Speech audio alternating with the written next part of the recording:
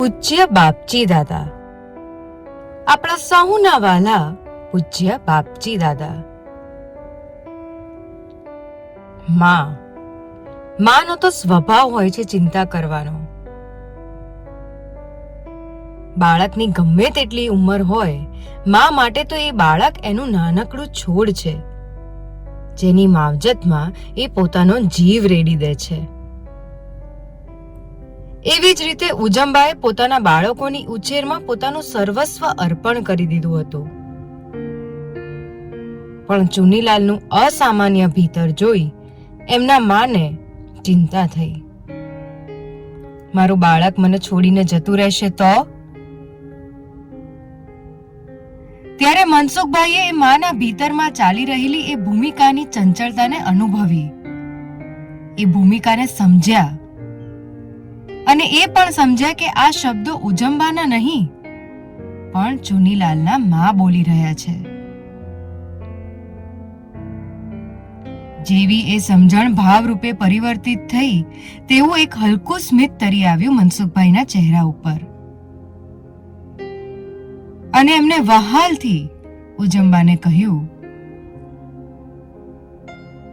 ઉજમ, તે એક નાના છોડને જોયું છે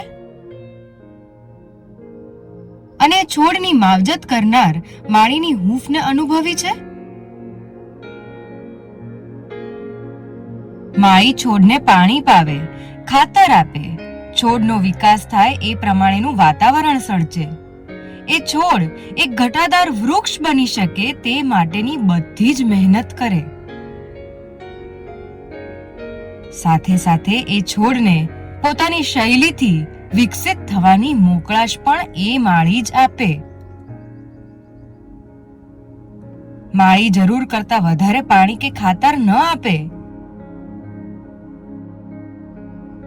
એને જ્યારે દેખાય કે છોડમાં કળી ફૂટી આવી છે, પછી તે છોડને જે દિશામાં જવું હોય ત્યાં જવાની મોકળાશ આપે.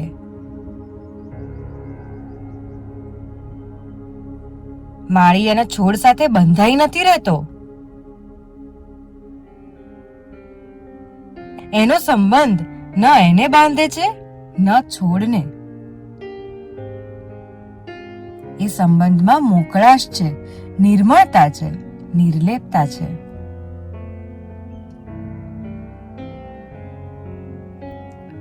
ઉજમ્બા મનસુખભાઈને જોઈ રહ્યા. કેટલી ગહન વાત, કેટલી સહજતાથી આજે એમને સમજાવી દીધી હતી.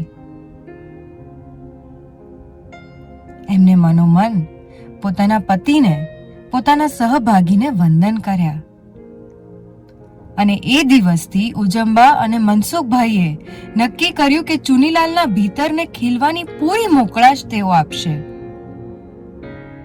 અને તેમાં જ તેમના સંતાન સાથેના તેમના સંબંધનો સંપૂર્ણ વિકાસ થશે.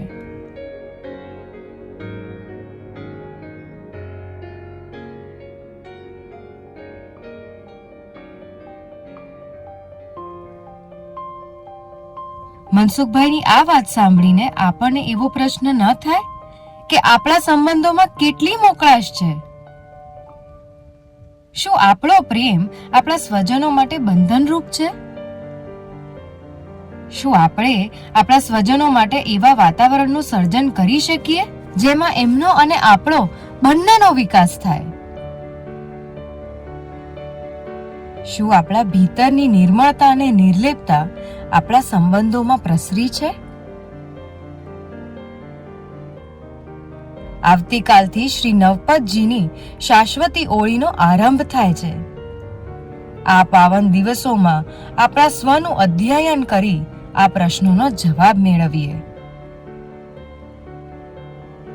એ જ આપણી દાદા માટેની ભક્તિ અને એ ભક્તિરૂપી પ્રેમનું પુષ્પ દાદાના શ્રી ચરણોમાં અર્પણ કરીએ. ઓમ શ્રી સિદ્ધિ સુરેશ્વર સદગુરુભ્યો નમઃ.